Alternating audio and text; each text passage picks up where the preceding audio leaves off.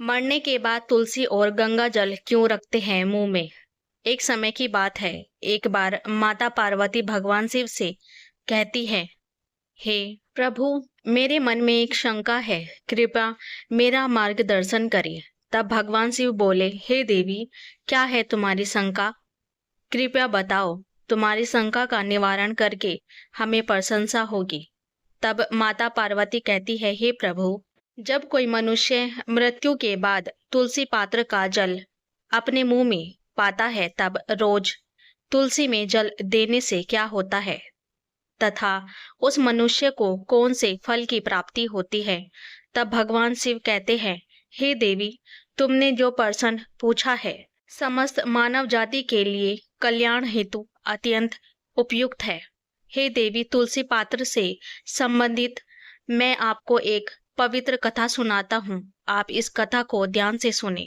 तब माता पार्वती कहती है, हे प्रभु, मैं इस कथा को पूरे ध्यान से सुनूंगी और लोक कल्याण हेतु इस कथा का प्रसार भी करूंगी। तब भगवान शिव कथा सुनाना प्रारंभ करते हैं। हे देवी, गंगा तट के किनारे एक भील परिवार रहता था, जिसमें 5 भाई अपनी बहन के साथ रहते थे। उनके माता पिता किसी बीमारी के कारण गुजर गए थे। बहन सबसे छोटी थी और वह मेरी बहुत बड़ी भक्त थी। वह हर दिन सुबह तुलसी में जल चढ़ाती थी, नित्य रूप से पूजा पाठ करती थी।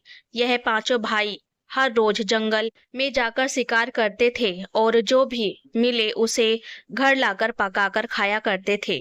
उनका यही नित्य काम था और बहन घर के सभी काम करके भाइयों की सेवा करती थी, उनके लिए खाना बनाती थी। फिर एक दिन उसका हाथ एक चाकू से मछली को काटते हुए कट गया और उसके हाथ से खून बहने लगा। तो उसने जब उस रक्त को दीवार से पोंछना चाहा तो सोचा कि अगर भाइयों को इस बात का पता लगा तो उन्हें बहुत कष्ट होगा। अगर कपड़ों से पोंछ लूं तो वह भी उनको नजर आ जाएगा। इसलिए उसने उस रक्त को मछली में ही डालकर मछली को पका दिया और जब रात को भाइयों ने मछली को खा लिया तो वे भाई उंगलियां चाटते ही रह गए। उन्हें वह खाना बहुत पसंद आया। फिर सबसे बड़े भाई ने बहन से पूछा कि आज खाने में क्या मिलाया है जो इतना स्वादिष्ट बना था, तो उसने कुछ भी नहीं बताया। फिर अगले दिन खाने का स्वाद पुराने जैसा ही था। इसलिए बड़े भाई ने बहन को कसम दिलाई कि उसने खाने में क्या मिलाया था। तब बहन ने अपने हाथ के रक्त के बारे में अपने भाइयों को बता दिया। तब बड़े भाई के कुटिल दिमाग में एक बुरा ख्याल आया कि क्यों ना हम अपनी बहन को ही मारकर खा जाए, क्योंकि उसके रक्त की चंद बूंदे ही इतनी स्वादिष्ट थी, तो फिर उसका मांस कितना स्वादिष्ट और मुलायम होगा। अगले दिन बड़ा भाई अपनी वह कुटिल योजना सारे भाइयों को बताता है और सबसे छोटे भाई को छोड़कर सारे भाई राजी भी हो जाते हैं। तब बड़ा भाई अपनी बहन की हत्या करने की साजिश करता है। दूसरे दिन वे सभी अपनी बहन की शादी कराने हेतु उसे दूसरे गांव चलने के लिए मना लेते हैं। फिर वे सभी अपनी बहन के साथ रास्ते की एक छोटी सी गुफा में ले जाते हैं। वहां ले जाकर उसे बांध देते हैं और उस पर बाणों से वार करना शुरू कर देते हैं। तभी उस स्त्री ने मन ही मन ईश्वर से प्रार्थना करते हुए कहती है, हे प्रभु, अब आप ही मेरी रक्षा करें। तब एक चमत्कार हो जाता है। सबसे बड़ा भाई बाण तो चलाता है, लेकिन उसका निशाना चूक जाता है और बार बार प्रयास करने के बाद भी उसका निशाना बार बार चूक जाता है। फिर दूसरे भाई भी एक बार करके बाण चलाते हैं और उन सभी का भी निशाना चूक जाता है। अंत में सबसे छोटे भाई को बाण चलाने को कहते हैं, किंतु वह मना कर देता है। तब सभी भाई उसे ही जान से मारने की धमकी देते हैं। तो उसकी बहन स्वयं मुझसे विनती करते हुए बोली, हे प्रभु, अब आप मेरे छोटे भाई की रक्षा करें और मेरे प्राण ले लीजिए। ऐसा कहते ही सबसे छोटे भाई का बाण बिना निशाने के ही बहन के सीने में भेद जाता है। तब वह 4 भाई अपनी ही सगी बहन को काटकर पकाते हैं और आपस में परोसते हैं और अंत में सबसे छोटे भाई को उसका सिर खाने को देते हैं। वह अत्यंत दुखी होकर मन ही मन बहुत रोता है और उसने अपने कपड़ों में एक मछली का टुकड़ा छुपाकर रखा था, तो उसने उस मछली को ही खाने में मिलाकर खा लिया। खाते समय उसने अपने पात्र के नीचे एक छोटा सा गड्ढा खोदकर उसमें अपनी बहन के सर और हाथ पैर के टुकड़े डाल दिए। फिर वे सब वहां से चले जाते हैं। दूसरे दिन छोटा भाई इस जगह पर आकर एक बांस का पेड़ अपनी बहन की याद में लगा देता है और उसे रोजाना पानी देता है। इसी तरह कुछ दिन बीत जाने के बाद एक साधु उस बांस के पास मल मूत्र त्यागने हेतु जाते हैं, तो वहां से आवाज आती है, हे साधु महाराज, आप इस जगह पर मल मूत्र का त्याग न करें। तभी वह साधु आश्चर्य से एक बांस के टुकड़े को काटकर अपने साथ रखते हैं और उसकी एक बांसुरी बना लेते हैं। जब भी वह साधु बांसुरी बजाता था तो उसमें से एक स्त्री की सुंदर गीत गाती हुई आवाज आती थी। वह साधु उस बांसुरी को बजाते और द्वार द्वार जाकर भिक्षा मांगते उसी से अपना जीवन यापन करने लगा। कुछ समय बीतने के बाद वह साधु उस बड़े भाई के घर के पास गया तो उस बांसुरी से आवाज आने लगी कि इसी दुष्ट ने मेरी हत्या की है।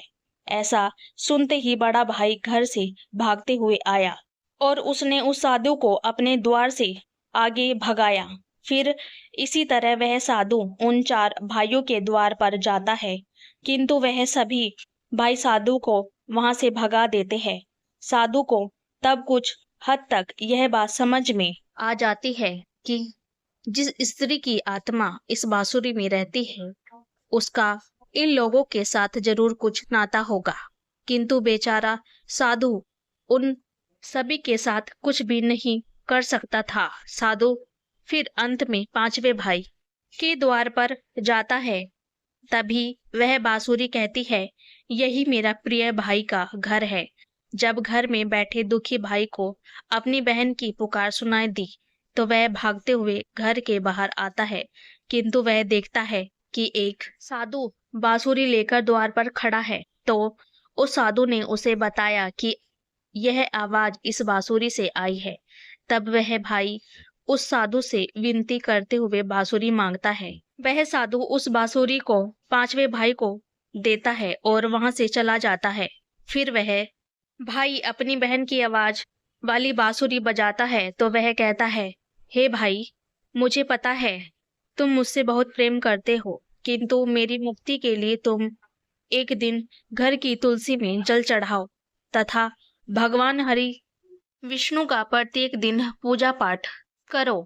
अपनी बहन की बातों को मानकर वह भाई नित्य दिन तुलसी में जल देता और घर में भगवान विष्णु की पूजा पाठ करता था। एक दिन जब वह भाई तुलसी को जल देते हुए मन ही मन भगवान विष्णु के नाम का जाप कर रहा था, तब स्वयं भगवान विष्णु उसी तुलसी के पौधे से उस गरीब भाई के घर में प्रकट हुए। फिर वह भाई तुरंत भगवान विष्णु के चरणों में आया और सच्चे मन से स्तुति करने लगा। तब भगवान विष्णु ने उस भाई को तुलसी पात्र का जल उस बांसुरी में डालने को कहा और उसने भगवान विष्णु का नाम लेते हुए उस बांसुरी में तुलसी पात्र से जल डाला। भगवान विष्णु के आशीर्वाद से उस स्त्री का पुनर्जन्म हुआ, जिसके बाद वह स्वयं उस बांसुरी से बाहर आ गई। तब उन दोनों भाई बहन को भगवान विष्णु ने तुलसी के संबंध में महत्वपूर्ण ज्ञान दिया था। फिर भगवान शिव कहते हैं, हे देवी, वह ज्ञान अब आप भी ध्यान से सुनो। तुलसी को देवी लक्ष्मी का ही रूप माना जाता है। तुलसी में हर रोज जल चढ़ाने से जीवन की सभी परेशानियां दूर होती है और सुख शांति आती है और धन का लाभ होता है। तुलसी में जल चढ़ाते समय चंदन का तिलक लगाना शुभ माना जाता है।